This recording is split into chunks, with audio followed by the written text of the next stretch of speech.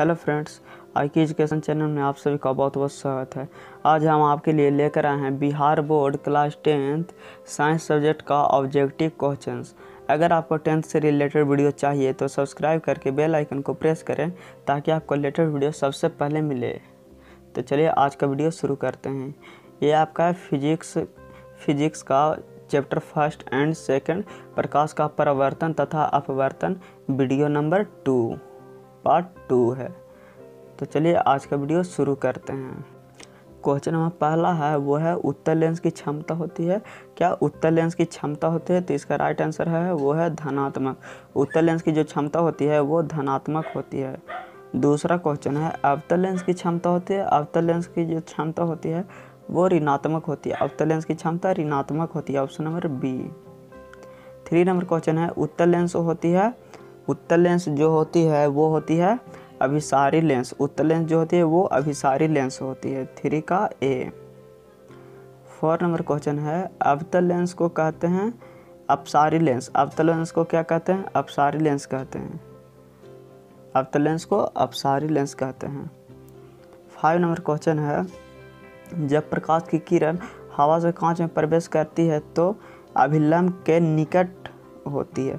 अभिलंब के निकट आती है। जब प्रकाश की किरण हवा से कांच में प्रवेश करती है तो अभिलंब के निकट आती है। तो 5 का आपका राइट आंसर हो जाएगा वो हो जाएगा बी, अभिलंब के निकट आती है।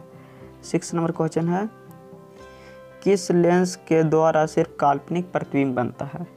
किस लेंस के द्वारा सिर्फ काल्पनिक प्रतिबिंब बनता है? तो 6 का आपका राइट आंसर हो जाएगा वो हो जाएगा अवतल लेंस। अवतल लेंस के द्वारा सिर्फ काल्पनिक प्रतिबिंब बनता है। 7 नंबर क्वेश्चन है अवतल दर्पण है।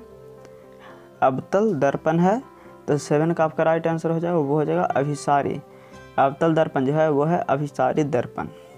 Option number A. 8 number question है सर्च लाइट का प्रवर्तक सतह होता है। सर्च लाइट जो होता है उसका प्रवर्तक सतह होता है। तो 8 का आपका राइट आंसर है वो है अवतल।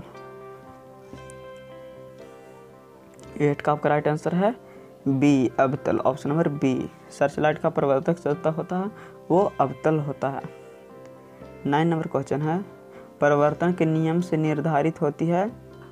परावर्तन के नियम से जो निर्धारित होती है वो होती है आपतन कोण बराबर परावर्तन कोण। Option number A. क्या आपतन कोण बराबर परावर्तन कोण। 10 नंबर क्वेश्चन है गोलीय दर्पण के ध्रुव और फोकस के बीच की दूरी को कहते हैं। क्या गोलीय दर्पण के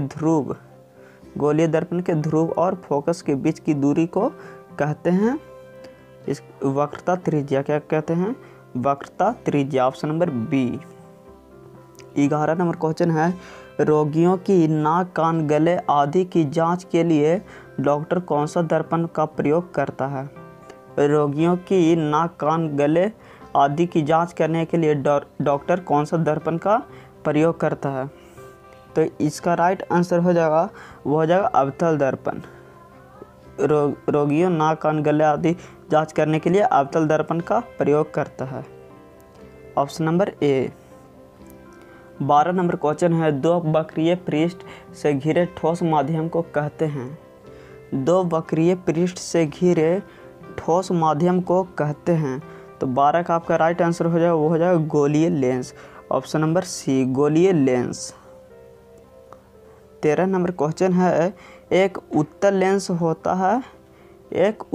होता है सभी जगह समान मोटाई या फिर बीच की अपेक्षा किनारों पर मोटाई या किनारों की अपेक्षा बीच में मोटाई या फिर इनमें से कोई नहीं।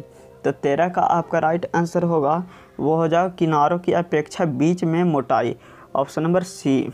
एक उत्तल लेंस क्या होती है? किनारों की अपेक्षा बीच में मोटाई। 14 नंबर क्वेश्चन है गोलीय दर्पण में फोकसांतर एवं वक्रता त्रिज्या के बीच संबंध है। तो 14 का आपका राइट आंसर है वो है R बराबर 2F। R बराबर 2F। Option number A. 15 number question है किसी अवतल दर्पण द्वारा काल्पनिक सीधा तथा आवर्धित प्रतिबिंब बनाता है जब वस्तु की स्थिति होती है। फर्स्ट है दर्पण तथा उसके फोकस के बीच। सेकंड फोकस तथा वक्रता केंद्र के बीच। तीसरा वक्ता केंद्र पर ही, चौथा वक्ता केंद्र से पर से। तो 15 का आपका राइट आंसर हो जाएगा, वो हो जाएगा दर्पण तथा उसके फोकस के बीच। ऑप्शन नंबर ए, क्या दर्पण तथा उसके फोकस के बीच। 16 नंबर क्वेश्चन है, एक अवतल दर्पण में वस्तु की स्थिति ध्रुव और फोकस के बीच है तो उसका प्रतिबिंब बनेगा वास्तविक और बड़ा बनेगा। ऑप्शन नंबर ए, क्या वास्तविक और बड़ा बनेगा। 16 का राइट आंसर है ए।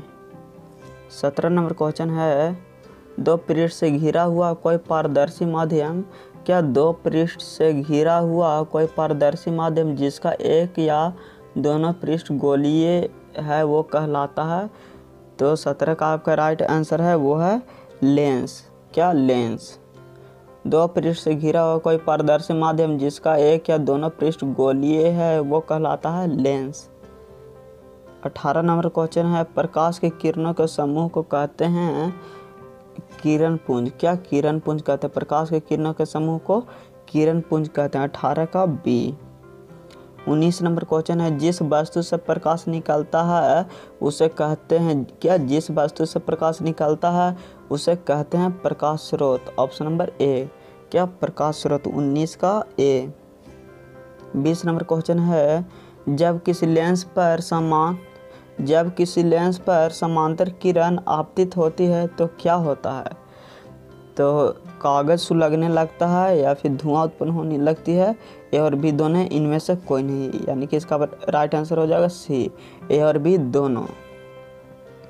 21 नंबर क्वेश्चन है, लेंस के केंद्रीय बिंदु को कहते हैं, क्या लेंस के केंद्रीय बिंदु को कहते हैं। तो इसका राइट आंसर हो जाएगा वो हो जाएगा प्रकाशिकी केंद्र। लेंस के केंद्रीय बिंदु को क्या कहते हैं, प्रकाशिकी केंद्र। Option number B. 22 number question है, इनमें से कौन दर्पण का सूत्र है। इनमें से कौन दर्पण का सूत्र है। इसका राइट आंसर है ए, 1/v इंटू 1/u बराबर 1/f। Option number A. 23 number question है, गोलीय दर्पण के परावर्तक पृष्ठ की वृत्ताकार सीमा रेखा का व्यास कहलाता है। क्या गोलीय दर्पण के परावर्तक पृष्ठ की वृत्ताकार सीमा रेखा का व्यास कहलाता है। तो इसका राइट आंसर हो जाएगा वो हो जाएगा गोलीय दर्पण का द्वारक। ऑप्शन नंबर डी, गोलीय दर्पण का द्वारक। 23 का डी। 24 नंबर क्वेश्चन है, किसी दर्पण के सामने चाहे कितनी दूर पर खड़े हो आपका प्रतिबिंब सदैव सीधा प्रतीत होता है। क्या आपका प्रतिबिंब सिर्फ सीधा प्रतीत होता है। तो 24 का आपका राइट आंसर हो जाएगा वो हो जाएगा समतल अथवा उत्तल। ऑप्शन नंबर डी, समतल अथवा उत्तल। 25 नंबर क्वेश्चन है, पानी में डूबे एक उत्तल लेंस की फोकस दूरी, क्या पानी में डूबे एक उत्तल लेंस की फोकस दूरी हवा में इसकी फोकस दूरी की अपेक्षा कम होती है। ऑप्शन नंबर बी, क्या कम होती है। पानी में डूबे एक उत्तल लेंस की फोकस दूरी हवा में इसकी फोकस दूरी की अपेक्षा कम होती है। Option number B. अगर आपको यह वीडियो अच्छा लगा तो लाइक सब्सक्राइब शेयर जरूर करें। जय हिंद, वंदे मातरम।